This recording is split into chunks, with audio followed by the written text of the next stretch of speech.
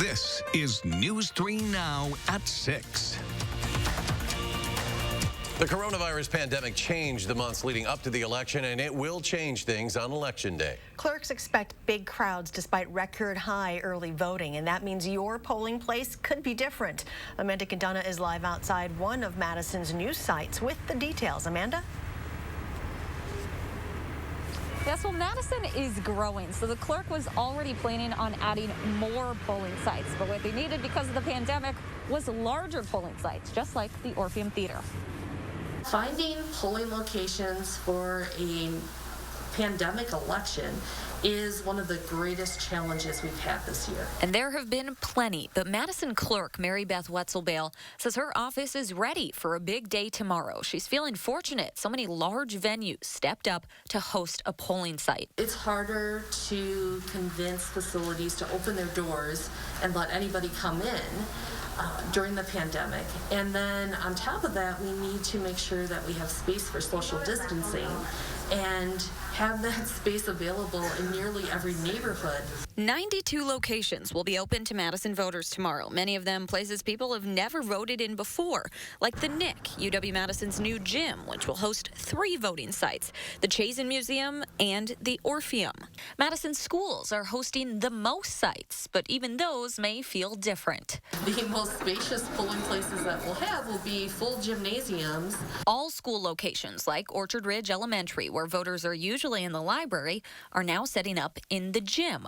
With more poll workers than ever before, counting a record number of absentee ballots, Witzelbale says planning for social distancing is requiring a lot of extra thought and planning. To process absentees and to work at each station, how we'll rotate them and allow them to practice social distancing. But all that space is already mapped out to handle it all.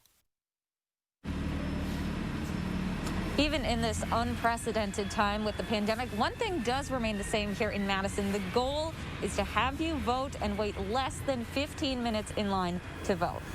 Amanda, thank you. If you haven't returned your absentee ballot yet, do not take it to a ballot drop box tonight. All Madison drop boxes were cleared for the final time at 5 p.m.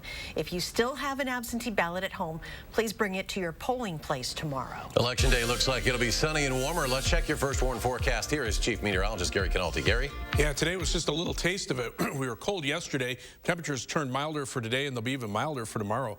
As we take a look at the live view from the Edgewater Skycam, the Capitol lit up brilliantly tonight. Skies have been mostly clear through the day today. And as we check out low temperatures this morning, those clear skies allowed temperatures to drop into the lower to middle 20s. Madison was one of the warmer spots at 25 degrees. Up to the north, temperatures are in the teens north and west of the Dells. Right now, temperatures are mainly in the 40s, lower 40s north and east of Madison, middle to upper 40s from Madison on toward the south and west.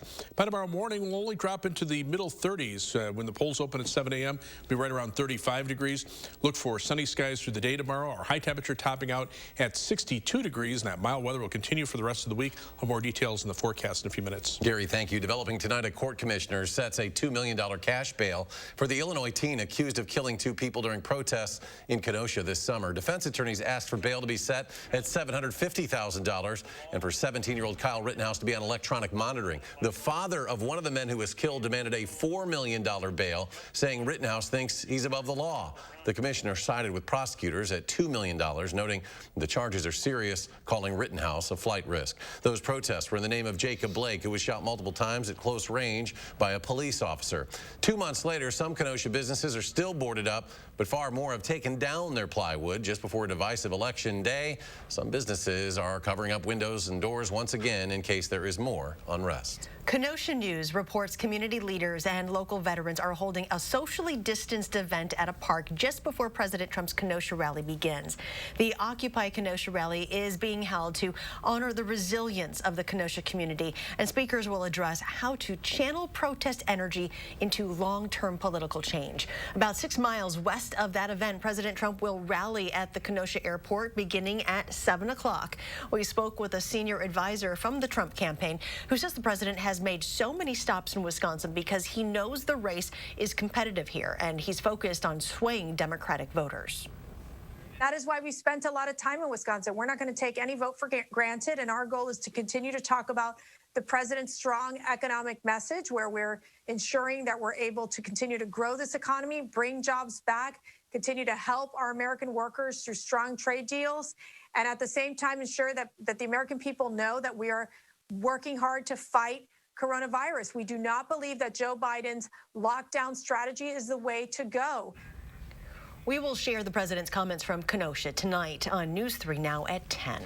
Democratic nominee Joe Biden visited Milwaukee on Friday night, and today he is making stops in Ohio and Pennsylvania. We spoke with Senator Elizabeth Warren today about how Biden's campaign events are drastically different from the president's large rallies. Elections are not about photo ops. Joe Biden is being responsible. He's listening to the scientists. He does not want to fire Dr. Fauci. He wants to deal realistically with a very serious problem that we have in front of us, a problem that has already taken away people we love, people in our families, our neighbors, our cousins, our friends. We need to put a stop to this. And when we do that, we also need to protect healthcare long-term for people. And we will share Biden's last pitch to voters tonight on News 3 Now at 10 as well. A look at the latest COVID-19 numbers in Wisconsin. 7-day average positivity rate has topped 30%. Although today's case count is above 3,500, the 7-day average in daily case counts sits at almost 4,500. Wisconsin ranks third in the number of new cases per capita, behind only North and South Dakota. There have been more than 2,067 deaths attributed to COVID-19 in our state. And Wisconsin is part of the national elections center stage tomorrow night. And depending on how other battleground states go, we could become either more or less important as the night goes on. So what does a winning map look like for either party? News 3 Now's Naomi Coles breaks it down. It's basically part of the game book. To flip Wisconsin red, Republicans have to draw a line from southeast Wisconsin, around Milwaukee, and straight up north through Brown County without hitting one blue county. We're looking for the president to hold, overperform there. Republicans are hoping they'll get more votes than normal in Milwaukee County. And I think that's could be a little bit of a game changer in this election. Based on conversations with several Wisconsin political experts on both sides of the aisle, Democrats have a lot of ways to get their blue map. But frankly, from what we're looking at, we're doing better in every part of Wisconsin. Both parties agree. Watch Brown and Outagamie counties. Even if they vote Trump, depending on the rest of the state, Democrats getting a 45% margin or higher there. That should be enough to be able to land a solid win here. Hillary Clinton took 41%. Barack Obama got more than 48%, and Brown was a Baldwin-Walker County in 2018. If the famously red Milwaukee suburb counties aren't showing up for Trump, Brown is especially where Republicans need not just a win, but a big margin. Yeah, then we really need to see Brown, Outagamie, and Winnebago overperform, and we need to see kind of that glowing red through the 3rd and the 7th congressional districts. This is also where rural Wisconsin comes into play. Dane County's massive blue turnout has only increased in 2016 and 2018. Democrats expect similar in other smaller Democrat cities. So Republicans have to find thousands more votes than Trump got 4 years ago in northern and western Wisconsin to counter that. It would have to be by growing a larger margin in the reddest parts of the state, because it's pretty clear he's not growing his margin in the bluest parts of Wisconsin. Two things to warn you about. Both parties agree when talking to me. Turnout alone in most counties won't tell us much early in the night. Importantly, though, Milwaukee County is going to be a tough one. They count and report absentee ballots separately. That means Trump could show an early lead in early evening results. But until the absentee count is done, likely in the early hours of the morning, we really won't know how one of the biggest Democratic bases in the state turned out. And Eric, that puts us feeling a lot like 2 years ago, doesn't it? Yeah, that was the governor's race. It was, what, 1:30 in the morning. There were 45,000 votes counted, right? The absentee ballots came in late. Yeah, absolutely. And they won on a narrow margin. All right. Naomi, thank you very much. A lot to watch. Other places that could potentially see delays in vote counting are Outagamie and Calumet counties. We told you earlier about a ballot misprint issue with those timing marks making as many as 13,500 ballots unreadable by tabulators. Now, last week, the state Supreme Court declined to take a case that would have helped clerks deal with that problem, potentially allowing poll workers to simply fill in that imperfection with a black pen. But instead, poll workers, they have to take those unreadable ballots and actually transfer the votes to an entirely new ballot. The county clerk there says 2 election inspectors are involved in that process to make sure that each ballot is copied exactly as the voter intends. Our entire team at News 3 Now will be working to bring you live local coverage throughout election night. We will be streaming local content nonstop on channel3000.com and our streaming app, Channel 3000 Plus. Just head to channel3000.com/apps to find your connection to our coverage. And coming up next at 6, election officials are reminding voters how they ensure accurate results, what they're doing to make sure people who already voted absentee cannot vote twice.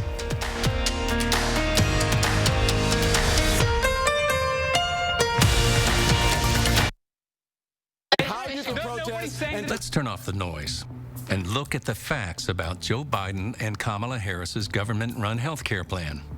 Their plan could lead to hospitals being closed, put Medicare coverage at risk, and give benefits to illegal immigrants. Their plan is just too dangerous for seniors like us. No amount of noise will change that. Learn more at seniorsbeware.com. I'm Donald Trump, and I approve this message. Replacing your windows with Renewal by Andersen is easy. We're here when you need us, and we'll work with you the way you want. We can inspect your windows from the exterior of your home. And when it's time to install your new windows, we complete most jobs in as little as 1 day, minimizing the amount of time in your home. Our teams take health and safety seriously. It's the kind of experience you've come to expect from the Renewal by Andersen name, and the promise you deserve with our signature service. Todd Novak's doing a great job. Just ask his opponent, Chris Marion. She sent Novak the nicest notes, like this email. Todd, I have nothing but admiration for the job you're doing. And when Marion was running for state senate, she even reached out to Todd saying, I aspire to be the Todd Novak of the Senate. Quite the endorsement, so take it from Chris Marion herself. I have nothing but admiration. I aspire to be the Todd Novak of the Senate. Todd Novak, an independent voice, our hardworking state representative. What's this election about? It's about the people who built this country.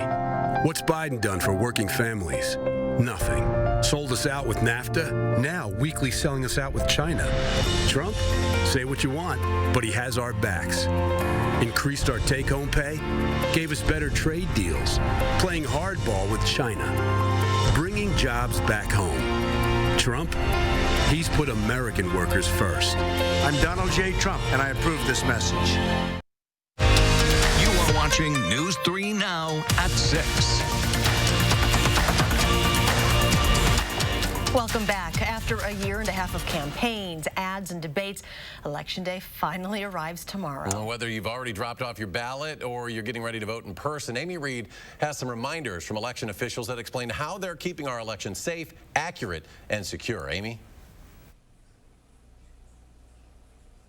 Well, absentee voting is much more popular this year than years before, but of course you can still vote tomorrow. Clerks want to make sure you do so legally. If you've requested an absentee ballot but have not turned it in, you can turn it into your polling place tomorrow, or you can just go in person. The only reason you couldn't is if you've already returned an absentee ballot. The clerk told me if you have and you try and vote again at the polls, they'll know. If later in the day they come across your absentee ballot, that ballot would be rejected. But then after Election Day, that absentee envelope, a copy of the page of the poll book would also be forwarded on to the district attorney for investigation. This isn't a common issue. In 2018, the Dane County District Attorney looked into 9 cases. But if you do try and vote twice, you could face a felony charge. Coming up tonight at 10, we'll look at some other final reminders from election officials when it comes to troubleshooting problems with your ballot and getting proper ID for the polls tomorrow. All right, look forward to that. Amy Reed reporting live tonight. Amy, thank you. Still ahead at 6, you may see a local group in bright-colored shirts standing outside your polling place tomorrow. We'll explain why the election defenders are making themselves available to de-escalate any potential election day tensions. And warmer weather should stick around all week with high temperatures in the 60s. Gary has your first warn forecast next.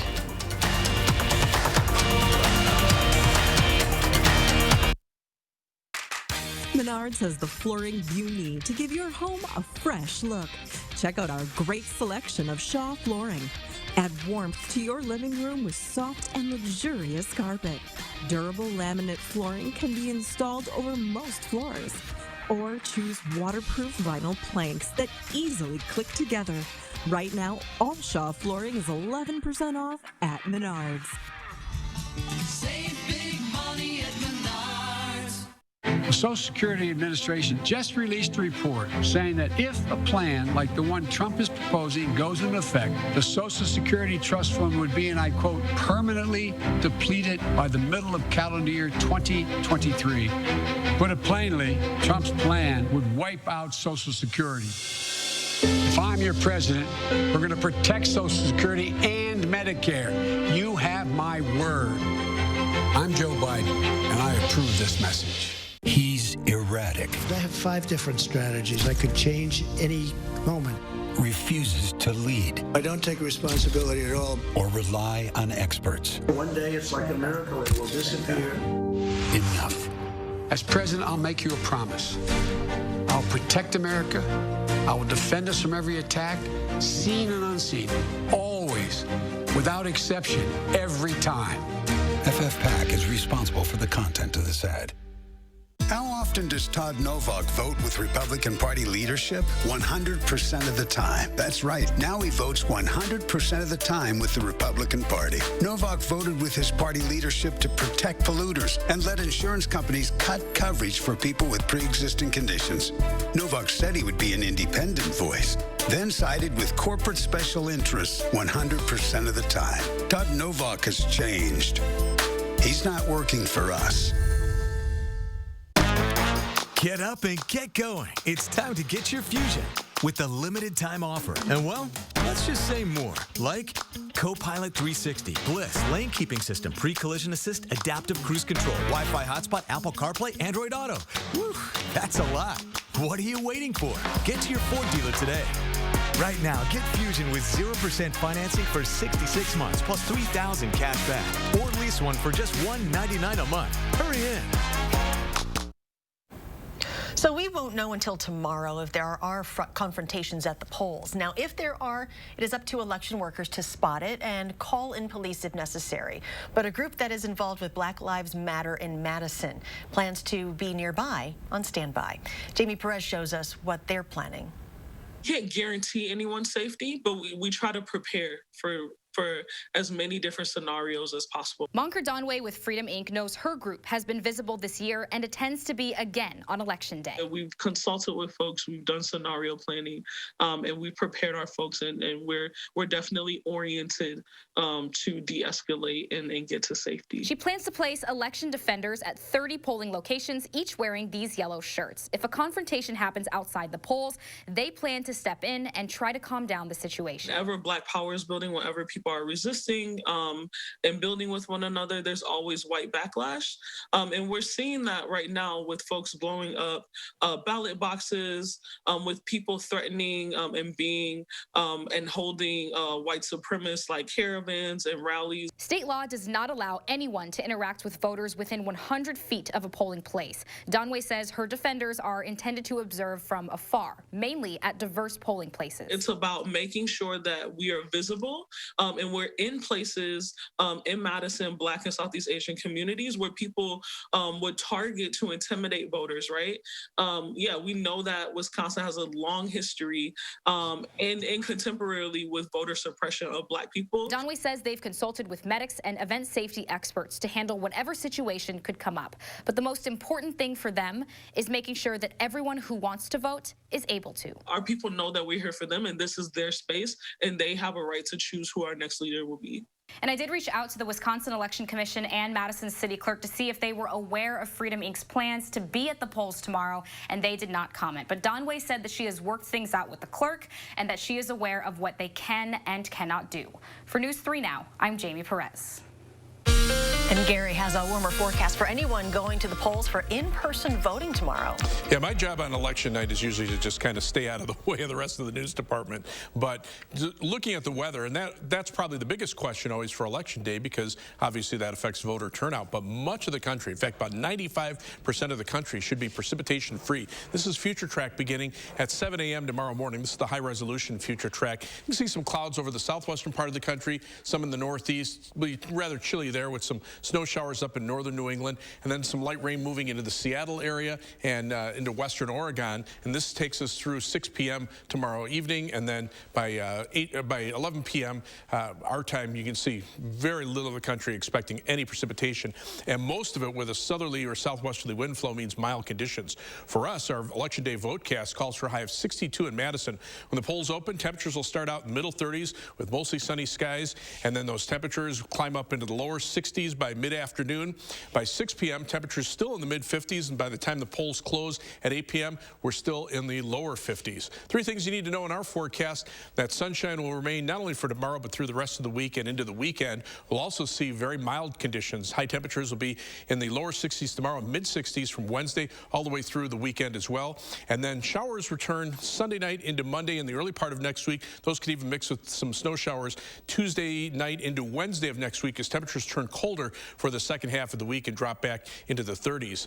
Hurricane Ada, very powerful storm. Maximum sustained winds now 150 miles an hour with gusts to 160 miles per hour approaching the Nicaraguan coast. The latest forecast from the National Hurricane Center keeps it at about that intensity, just shy of Category 5 strength as it moves into Nicaragua and then moves very slowly through Central America with a lot of rain, probably over 2 feet of rain, and some of the storm surges on the side of the storm that moves inland could be as high as 18 feet. But then if it holds together and can still maintain its strength after going through the mountains, it'll come back out into the Western Caribbean perhaps and is a tropical depression. And some of the computer models eventually strengthen it into a tropical storm or hurricane, bring it across Cuba and maybe toward Florida sometime toward the end of next week. So that's a storm that bears some watching. There is Ada, very impressive hurricane right now. But look at how the rest of the country, very quiet. Some showers in the southern portions of Utah, northern Arizona, and a few snow showers in northern New England. Midwest right now, almost completely precipitation and cloud-free.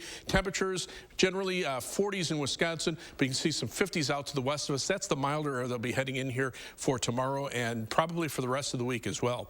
For tomorrow, high temperature again, 62 degrees, mostly sunny skies with our MetroCast and our 7 to 10 day forecast. You can see plenty of sunshine through the end of the week and into the weekend. Then some shower and thunderstorm chances Sunday night into Monday. We start turning colder by Veterans Day, Wednesday of next week. We see a mix of rain and snow, temperatures holding nearly steady, highs staying in the 30s by the end of next week. And coming up in sports, the Packers running back room looking pretty thin for Thursday, while Matt LaFleur is coming up with multiple plans for his offense. That's next on News 3 Now. News 3 Now First Warn Weather is brought to you by Lazy Boy Home Furnishings and Decor. Discover a shopping and design experience as comfortable as the furniture. Lazy Boy Home Furnishings and Decor. Schedule your free design consultation today. And how you can protest. Let's turn off the noise and look at the facts about Joe Biden and Kamala Harris's government-run health care plan. Their plan could lead to hospitals being closed, put Medicare coverage at risk, and give benefits to illegal immigrants. Their plan is just too dangerous for seniors like us. No amount of noise will change that.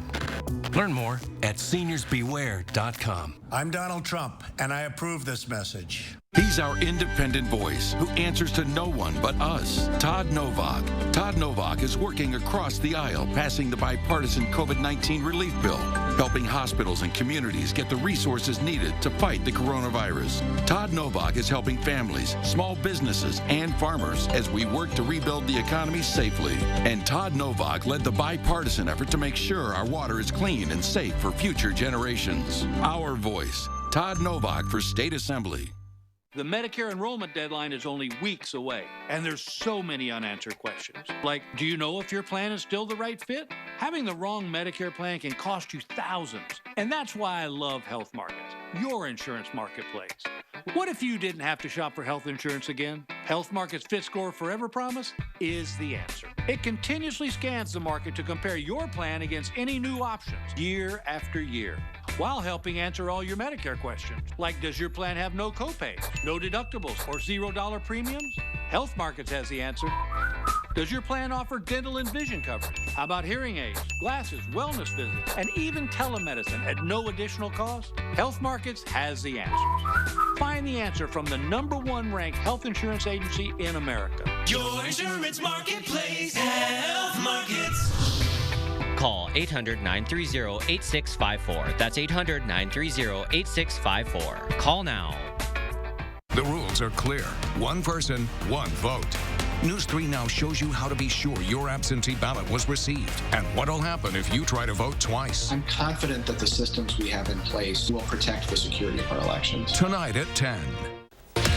Hi, folks. Tuesday morning, after months of campaigning, Election Day is finally here. We'll have live team coverage all morning covering what you need to know if you haven't voted yet and why we may not see results by the end of the night. We'll see you starting at 4:30.